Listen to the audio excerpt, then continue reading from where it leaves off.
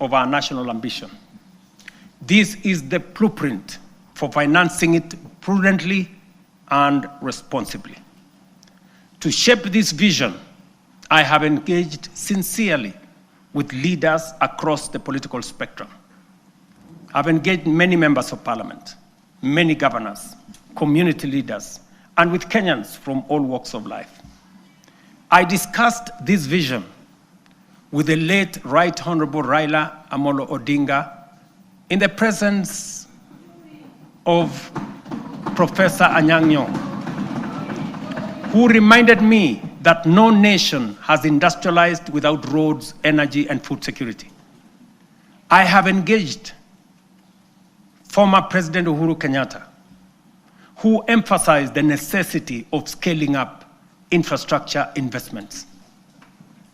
Honorable members, allow me to express profound gratitude to the 13th Parliament for your outstanding contribution, your foresight, your consistency, focus, and commitment on what is good for Kenya.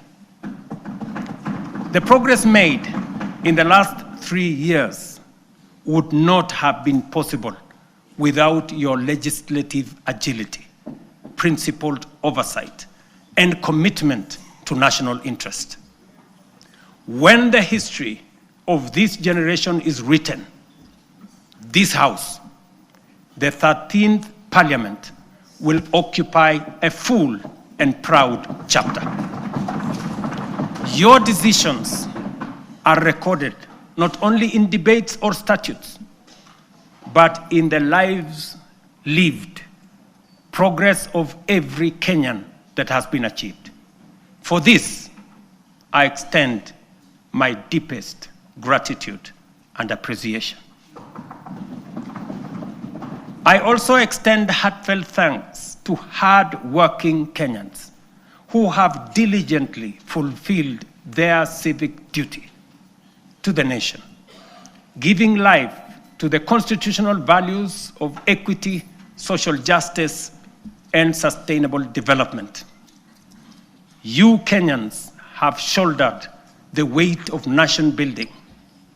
Future generations will feel the impact of your sacrifice, and they will honor you as the generation that helped change the trajectory of our republic.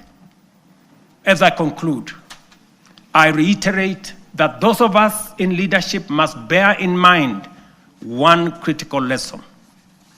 Leaders are not ultimately judged by the vision they carry, or the statements they make, or the mantra they repeat. They are judged by the actions they take, the values they generate, the difference they make, and the impact they leave in the lives of the people. Mr. Speaker, honorable members, let history record that this generation refused to be timid, that we chose ambition over fear, action over excuses, and progress over false comfort of low expectation. Let it be said that when Kenya stood at crossroads, we reached for the higher path. The work ahead is formidable, but so is the Kenyan spirit. This is our moment to lift Kenya to the next frontier.